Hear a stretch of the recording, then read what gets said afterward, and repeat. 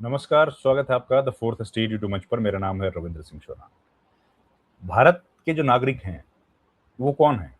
वो आज़ाद हैं या केंद्र सरकार के गुलाम हैं? बताइए कौन है? ये आपके ज़हन में भी ज़रूर आता होगा सवाल, कौंधता होगा कि भई भारत के लोगों का अपना क्या वजूद है? ये सवाल रोज़ चर्चा की जाती है कि नागरिकों के अधिकार क्या हैं? उनके बुनियादी हुकूक क्या हैं? संवैधानिक तौर पर उनके पास क्या अधिकार है? ये सब चर्चाएँ हम लोग करते हैं, सुनते हैं। बॉम्बे हाई कोर्ट में एक महत्वपूर्ण मामला आया, एक नेता को एक्सटेंड करने का, उनको बाहर शहर से निकालने का, तड़ी पार करने का, अगर सरल भाषा में कहें तो। अब उस पर जो कोर्ट ने कहा है, बेहद सख्त टिप्पणी की है। क्या कही है वो सुनाता हूं।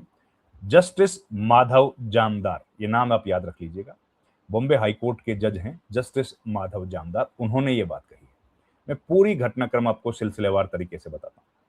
बॉम्बे हाईकोर्ट ने सख्त टिप्पणी की है, नागरिकों को भारत सरकार का गुलाम बनाया जा रहा है, विरोध करने पर केस दर्ज कर दिए जाते हैं। ये देखिए, ये बोला है बॉम्बे हाईकोर्ट ने कहा कि सिर्फ इसलिए कि कोई नागरिक केंद्र सरकार के कुछ फैसलों का विरोध कर रहा है और उसके खिलाफ नारे लगा रहा है, उसे किसी इलाके से बाहर निकाल एक्सटर्मिनेट करने का आधार बना दिया जाएगा। ये कैसे होगा? सिंगल जज बेंच थी, जस्टिस माधव जामदार सुन रहे थे। एक एसडीपीआई को पार्टी है, socialist democratic party of India, उसके एक नेता हैं अहमद अब्दुल वाहिद चौधरी। वो भाई सरकार के खिलाफ नारे लगाते हैं, उनका अपना विचार है, तो उनको बाहर निकाल दिया, उनको शहर शहर निकाला दे दिया। किसने दे दिया? उनको शहर निकाला दो आदेशों में दिया गया। एक आदेश जो था वो था deputy commissioner of police zone 6, deputy commissioner of Konkan division, 3 दिसंबर 2025 और 27 मार्च 2026 को दो दिया गया, और शहर उनको कह दिया गया कि भाई शहर से बाहर निकल जाओ। ठीक है, ये कहा गया। अब कोर्ट में मामला गया, तो कोर्ट में सुनवाई के दौरान उन्होंने क्या क्या कहा मैं आपको बताता हूं। मैं आपको पढ़ के सुना दूंगा तो ज्यादा अच्छा रहेगा, ताकि कोई दिक्कत ना आए। 1 साल के लिए शहर से बाहर निकाला था, ये था आदेश। जस्टिस जामदार ने जो मौखिक टिप्पणी की है वो मैं आपको पढ़ के सुना रहा हूं, आप जरा उसको ध्यान से सुन लीजिए, क्योंकि इस पूरी कहानी की असली जो रीड है वो यही है। ये क्या है? जस्टिस जामदार कहते हैं ये क्या है? सभी नागरिकों को भारत सरकार का गुलाम बनाया जा रहा है। वे विरोध प्रदर्शन नहीं कर सकते, आंदोलन नहीं कर सकते। ये सब क्या है? अब इतने सारे पेपर लीक हो गए हैं, अगर लोग विरोध करते हैं तो आप केस दर्ज कर देंगे। ये क्या है भाई? विरोध करना नागरिकों का अख्तियार है, अधिकार है, बुनियादी हुकूक है। याचिकाकर्ता ने बस बीजेपी सरकार मुर्दाबाद कह दिया, अमित शाह मुर्दाबाद कह दिया, इस तरह के नारे तो लगाए हैं। नागरिक ऐसे नारे नहीं क्यों नहीं लगा सकता, जरा बताइए। ऐसे नारों के लिए एक्सटर्मिनेट ऑर्डर क्यों? एक्सटर्मिनेट ऑर्डर क्यों भाई? ये बात बोल दी। अब बताइए इसका जवाब तो क्या है? आगे भी बोला कि मौखिक रूप से कहा कि पुलिस कर्मियों को सिर्फ इसलिए शहर से बाहर किसी को नहीं निकाल सकती है क्योंकि उन्होंने सरकार के खिलाफ विरोध किया, नहीं निकाल सकती। पुलिस प्रधानमंत्री या मुख्यमंत्री के नौकर नहीं है, लोक सेवक है। देखो कितनी बड़ी बात कही, पुलिस प्रधानमंत्री या मुख्यमंत्री की नौकर नहीं है, लोक सेवक है भाई। पुलिस लोक सेवक है। मैं आपके अधिकारियों पर भारी जुर्माना लगाने जा रहा हूं, जस्टिस जामदार ने मौखिक रूप से कहा। उन्होंने ये भी कहा कि राजनीतिक माहौल जो इस वक्त चल रहा है, वैसे तो उन्होंने तो महाराष्ट्र को लेकर टिप्पणी की है, लेकिन ये तो पूरे देश में हम लोग देख रहे हैं। हॉर्स ट्रेडिंग, भाई खाली महाराष्ट्र में हॉर्स ट्रेडिंग हो रही है ऐसा तो है नहीं। हमने हाल में देखा कि पंजाब के सांसदों के साथ क्या हुआ, बंगाल के सांसदों के साथ क्या हुआ, ये भी हुआ। तो उन्होंने उस पर भी टिप्पणी कर दी है जस्टिस जामदार ने। उन्होंने कहा कि भाई सांसद और विधायक, एमपी एमएलए वहां पर खासदार और आमदार बोलते हैं मराठी में। ये टिप्पणी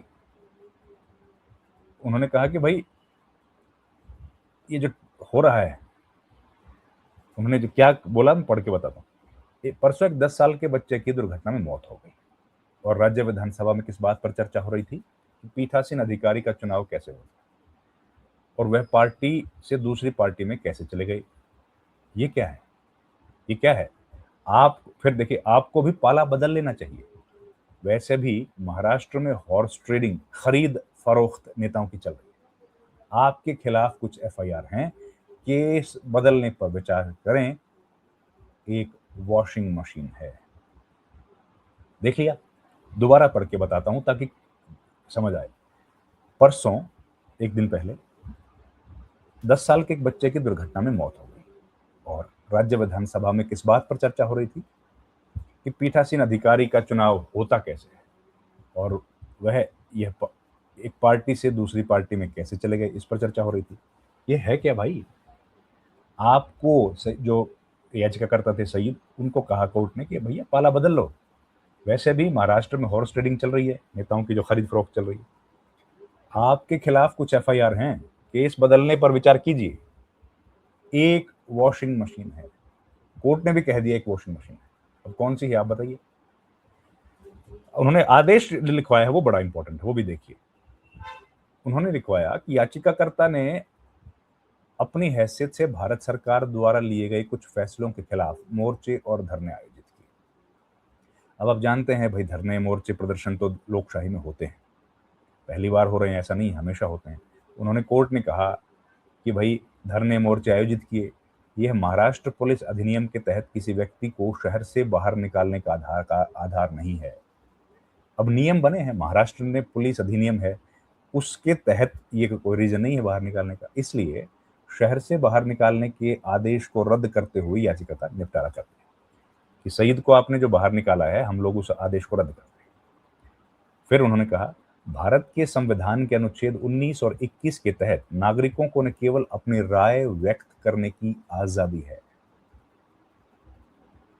कोर्ट ने क्या कहा कि अनुच्छेद 19 और 21 भारत के संविधान जो है, उसके तहत नागरिकों को अपनी राय व्यक्त करने की स्वतंत्रता है, आजादी है, पूर्ण आजादी है।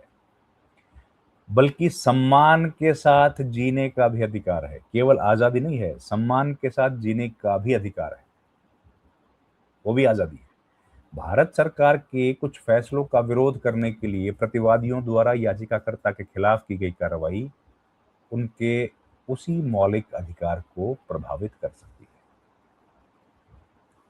आप बताइए, ये बात जो कही गई, ये बात जो कही है कोर्ट में, कोर्ट ने कही है जो बात, ये कितनी मौजू है आज के दौर में। लोग इस बारे में कितनी चर्चा कर रहे हैं। कोई कहता है कि भाई बोलने का अधिकार छीना जा रहा है, कोई कहता है कि जेल में डाल दिया जाता है। अभी हाल का एक एग्जाम्पल ले लेते हैं। जाने माने शिक्षाविद हैं, एनवायरमेंटलिस्ट हैं, क्लाइमेट पर खूब बातें करते हैं, बहुत पॉपुलर है, अंतर्राष्ट्रीय स्तर पर भारत का नाम रोशन किया है, सोनम वांगचुक। सोनम वांगचुक अपने कुछ अधिकारों को लेकर प्रदर्शन कर रहे थे, आज भी प्रदर्शन कर रहे हैं जब हम लोग बात कर रहे हैं। उनको जोधपुर जेल में डाल दिया गया था, सेंट्रल जेल में, और उनके ऊपर एनएसए लगाया गया था। बाद में उस सरकार ने विड्रॉ कर लिया। अब कोर्ट ने यही बात पूछी है कि भाई अगर आपके खिलाफ कोई नारे लगा देता है तो ये क्या है? आपके गुलाम तो कोई है नहीं, सबको अपनी आजादी है। अब जस्टिस जामदार की ये जो बात है ये बहुत महत्वपूर्ण है। फिर उन्होंने कहा कि हॉर्स ट्रेडिंग, अब ये हॉर्स ट्रेडिंग की जो बात है, ये सच है कि झूठ है? बताइए, ये चल रही है क्या? महाराष्ट्र में चल रही है ये बात। हमने देखा कि ये बात जो है वो बंगाल में देखा, हाल में पंजाब में देखा। पंजाब के या आम आदमी पार्टी के 7 सांसद चले गए, फिर शिवसेना के सांसद चले गए, फिर चले गए आपके तृणमूल कांग्रेस के भी सांसद। अब एक के बाद एक देख रहे हैं। फिर पेपर लीक की बात थी। आज जब हम लोग ये वीडियो रिकॉर्ड कर रहे हैं तो पेपर लीक के मसले पर दिल्ली के जंतर मंतर पे शायद 6 दिन या 5 दिन हो गए भूख हड़ताल पर, अनशन पर बैठे हैं सोनम वांगचुक। और वहां प्रदर्शन जो है वो तो शायद 10-12 दिन से ज्यादा हो गए उसको चलते, कॉकरोच जनता पार्टी। तो अगर पेपर लीक हो रहे हैं उस पर आप बात नहीं कर रहे, एक 10 वर्षीय बच्चे की बात की उस पर आप लोग चर्चा नहीं करना चाहते, क्या चर्चा कर रहे हैं हाउस में? तो एक बहुत कड़ी टिप्पणी है जस्टिस माधव जामदार की, जो कई दिनों के बाद देखने को मिली है। और उन्होंने सईद के मामले में कही है, लेकिन ये कहाँ कहाँ अप्लाई होती है ये तो आप जानते ही हैं, सब लोग जानते हैं। और उन्होंने कह दिया कि भैया गुलाम नहीं है कोई भी, नागरिक अपने अधिकारों के लिए आजाद है। इस वीडियो में इतना ही दोस्तों। आपसे गुजारिश है हमारे चैनल को प्लीज लाइक शेयर सब्सक्राइब करें। बहुत बहुत धन्यवाद। Thank you very much. नमस्कार।